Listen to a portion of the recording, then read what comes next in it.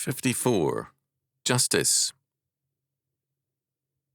An acquaintance stopped by recently, a devout man, finally successful, and of an independent spirit. He had offended some people and paid a price for it. After returning home from a trip abroad, he discovered that he had no home. He attempted to trace the alienation of his house, built for $1 million and full of antiques, but he found no record that he had ever owned a house in the county records. According to the Wall Street Journal, it's 3 tortuous years and some $3 million late, but Alexia Morrison on Friday finally lifted the grinding weight of possible indictment off the shoulders of Theodore Olson and his family. This is a cause for celebration, but it is sobering to note that the only 2 countries outside the Third World that still threaten political opponents with jail are the Soviet Union and the United States. Mr. Olson had offended Congress and the bureaucracy. $4.5 million in taxpayers' funds had been spent trying to punish him, and Mr. Olson had to spend a like amount defending himself. In Yonkers, New York, a U.S. district judge, Leonard B. Sand, ordered 1,000 low-income housing units, for blacks in the main apparently, to be built in middle-class neighbourhoods. For a refusal to comply, he held the city council members in contempt of court and fined him $500 a day, the city $100 a day, and the amount to double daily each day that they were still in contempt. The judge did not order the construction of such housing in his own neighbourhood. In a letter to me of August 21st, 1988, a student reported his experience in applying for admission to a medical school. His academic record was excellent, but his Christian faith created problems. In my interview, it was apparent very early on to those interviewing me that I took more than a weekend interest in religion. Asked if I would perform an abortion on a 14-year-old, I responded, of course not. Asked if I would refer her to someone who would, once again I said that, in light of my views on abortion, it would be hypocritical of me to say, no, I won't kill your baby, but here's the name of someone who will. This did not sit well with the interviewing committee. When all was said and done, after an hour, I walked out in the interview confident that I had not betrayed my values or my Lord by my responses. I felt that the matter was in God's hands. A week later, I received notice that I was not being offered a position in the entering class, but that, should I wish to discuss the reasons for my rejection, the Dean of Admissions would be pleased to meet with me. My talk with the Dean was very enlightening. He told me that there was nothing wrong with my academic record at all, but that all 3 of my interviewers described me as being extremely rigid and inflexible with respect to my values, and that was where my problem lay. I responded that that was an interesting way of looking at a person who had absolutes. He retorted that we live in a changing world, and that, as physicians, we have to be ready to change with society. He said that it was okay for me not to believe in abortion. 90% of the students felt that way, he told me, but it was inexcusable for me to impose my values on others, that is, by not helping this fictitious 14-year-old to obtain an abortion. There is no place in the medical profession for people as judgmental as that. Furthermore, it was felt that I might even go so far as to proselytize my patients when they're in a state of vulnerability, although some would call it receptivity. Once again, inexcusable, even bordering on malpractice. My views on homosexuality as something deviant were greeted in a similar vein. I'm sure you get the drift of the meeting. Augustine's conclusion that godless societies cannot provide justice and that such states are comparable to a criminal syndicate is well known. Amazingly, churchmen have not considered its implications nor taken it seriously. There is no abstract justice existing in independence from God.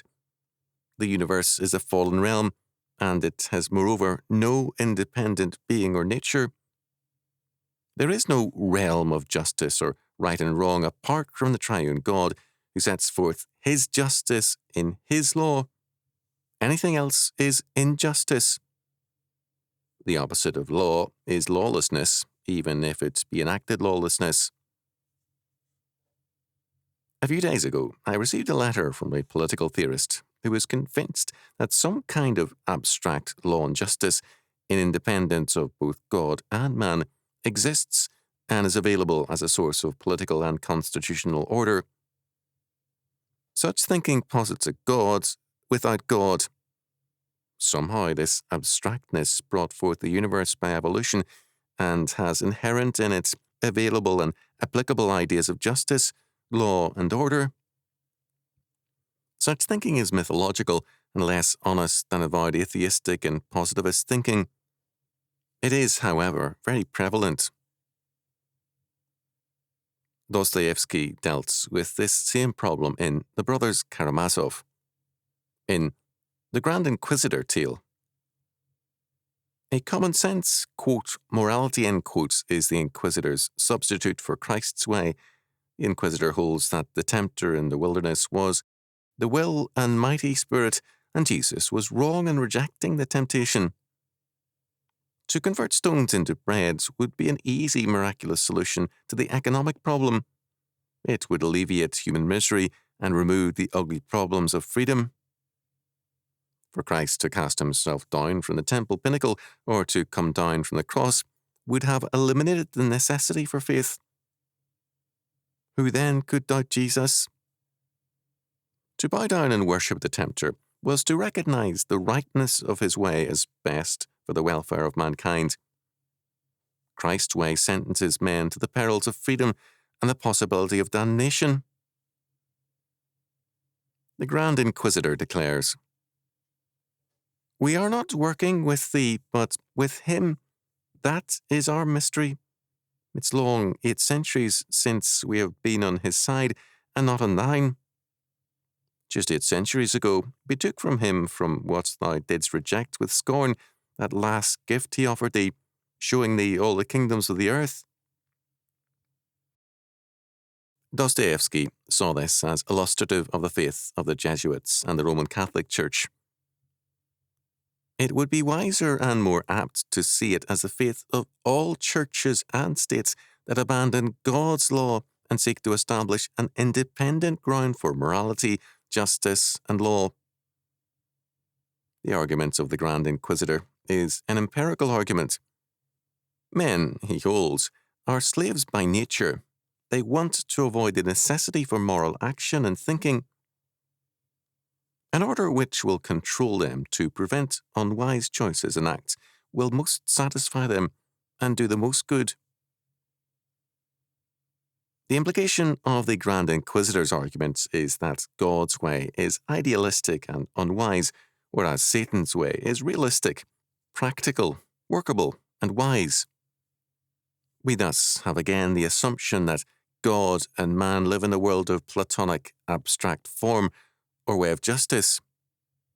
Some may choose more wisely than others.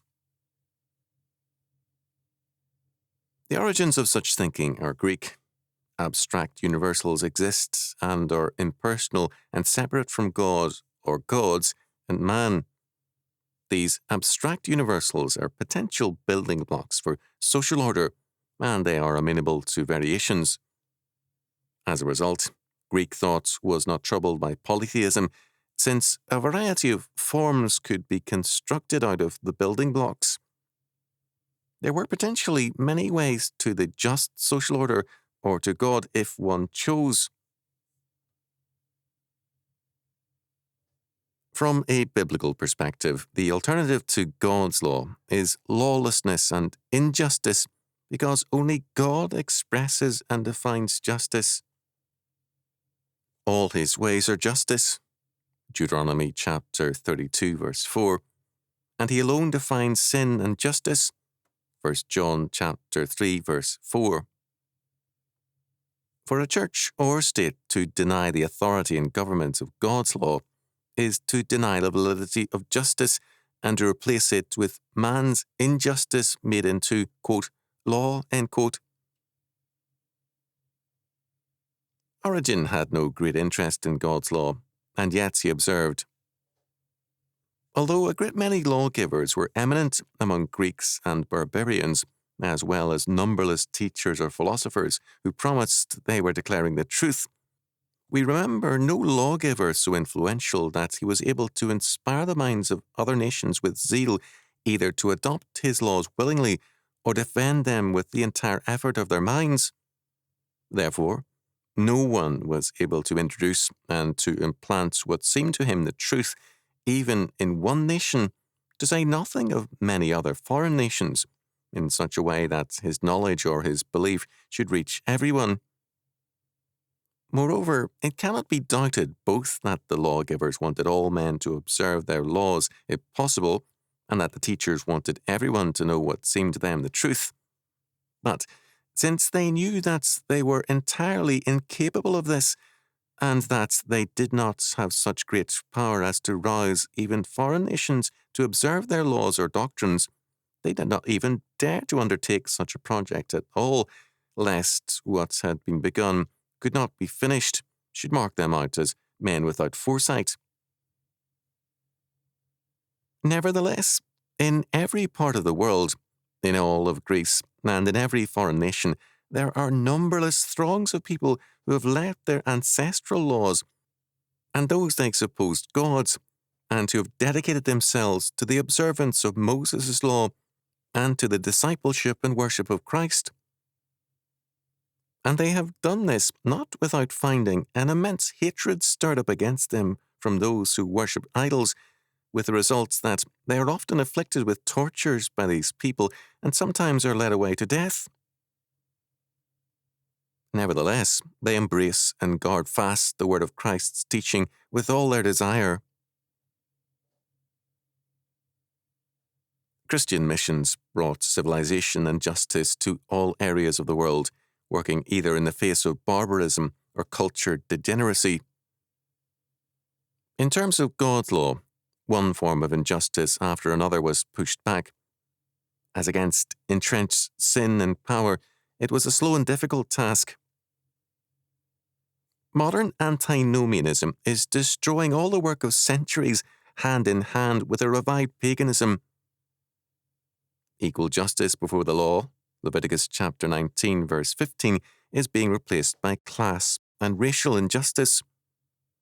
Slavery and polygamy, once commonplace and normal to the non-Christian world, will no doubt reappear as Christianity wanes, and abortion and euthanasia are with us now. To deny God's law is to deny justice. To separate the state from the triune God and his law is to embrace injustice. To reduce Christianity to saving souls for heaven is to deny the absolute lordship of Christ over all things. It is also an invitation to his judgment.